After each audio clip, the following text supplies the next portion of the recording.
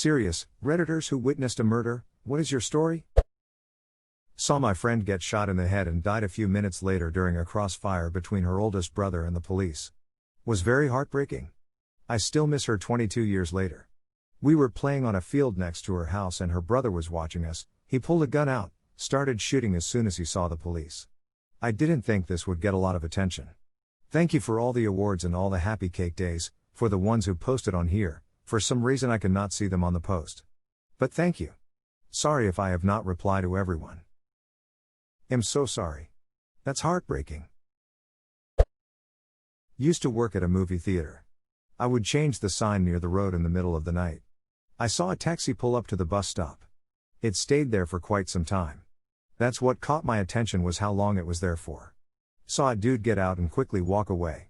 A week later I was changing the sign again and I hear a voice below asking me to come down.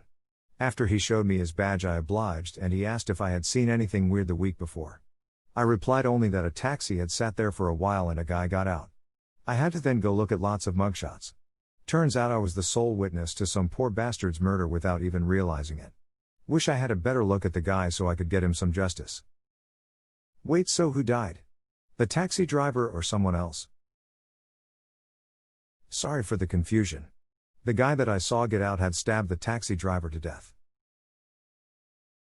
This might not count but reminds me of a cab driver I had once that had a pretty large scar across his neck. We asked him what happened, and he said at 3 a.m. Probably drugged up, customer refused to pay his fare, cut his neck open and ran away. Luckily someone saw it happen and the cabbie was given medical attention and survived. After recovering he went back to driving cabs on the same weekend night shift because that's where the money is at and it's his job. Edit, first award. XO tip your cab drivers. This is one of the reasons why in Belgium and possibly other countries too, the only people that are exempt from wearing a seatbelt while driving are taxi drivers while carrying passengers, for safety reasons. Most cabs also have a red emergency light on top that the driver can activate if they need help. If you ever see a cab with some flashing red light on top, call the police. I figured they'd start putting plastic barriers between the front and back seats, but I very rarely ride in cabs.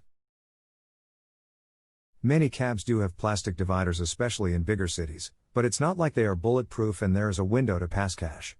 It's more of a deterrent than a barrier. When I was 6, my family went to see Sesame Street on Ice downtown. When we were leaving, a little girl my age was struck by a van and dragged across the parking lot. I remember the mother jumping on the windshield screaming at the driver while the van was still moving. My mom was a nurse and was helping until the ambulance arrived, but she was already dead. I can still remember the screams and lifeless body of that little girl. This was over 30 years ago. Veiled, that's enough of this thread, I'm out. Jesus, what did I even expect coming in here? I saw a few in Mexico. The most memorable one was the first one I saw while I lived there. I was cleaning out a house with some buddies of mine. A guy was walking down the block. We heard gunshots. I looked out the window and there was that same guy laying out on the sidewalk. A black pickup truck sped by. I think there were 4 guys on back.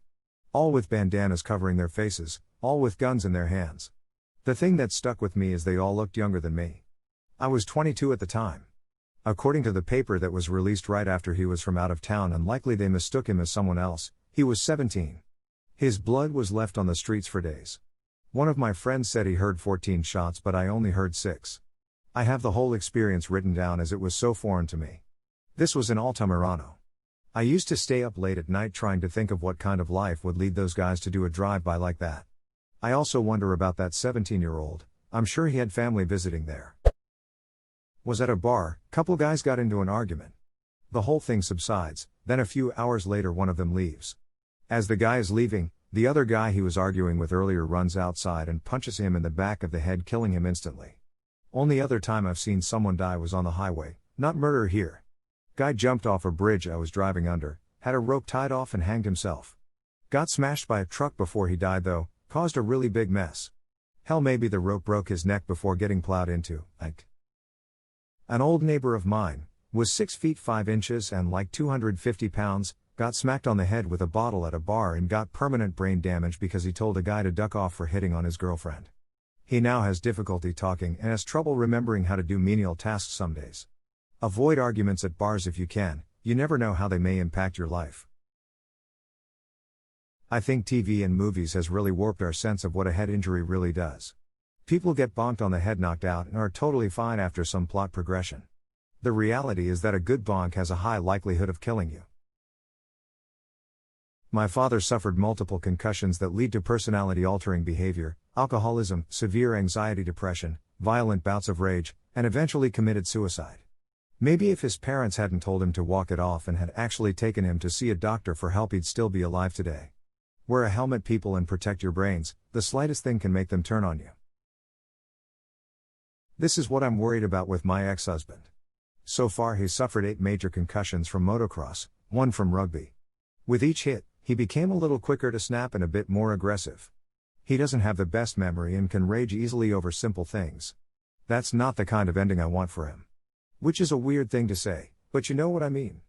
He's a very different person from before all of the head injuries. And he's only 30. I was standing at a crosswalk. The guy next to me started walking. It was pre-dawn, and without looking, so did I. The guy behind me grabbed my collar and yanked me back to the sidewalk. I spun around, pissed off.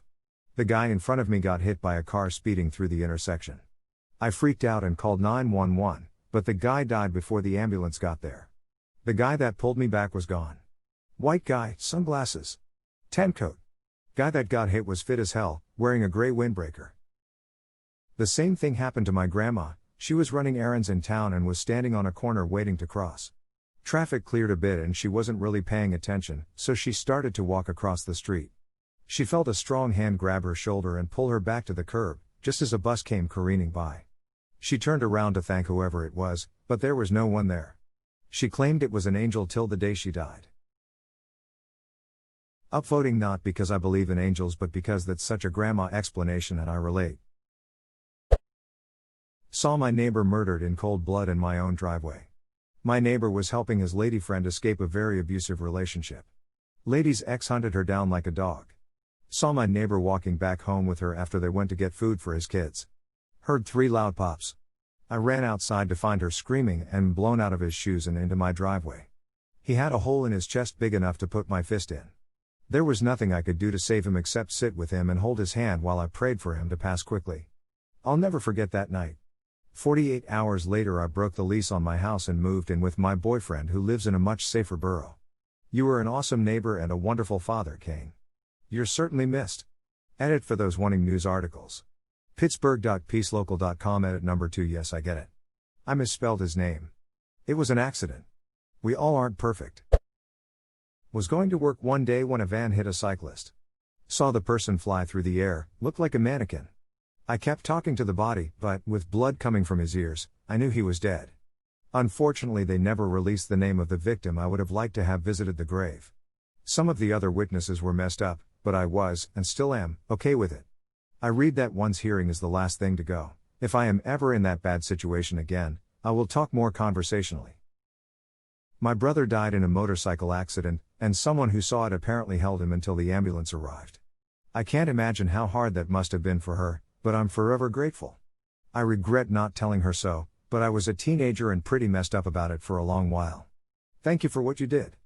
I've sworn to myself to do the same if the situation arises, even though I think it would torture me. I hope I would be brave enough, but I truly hope to never have the chance to find out. I stayed until paramedics came. I held his foot and kept trying to get a reaction. I don't have any judgment for those that couldn't get themselves to assist. I was just trying to keep someone company in their last moments. I imagine the bystander for your brother doing the same. Sorry for the loss of your brother. At a pub about 2 years ago.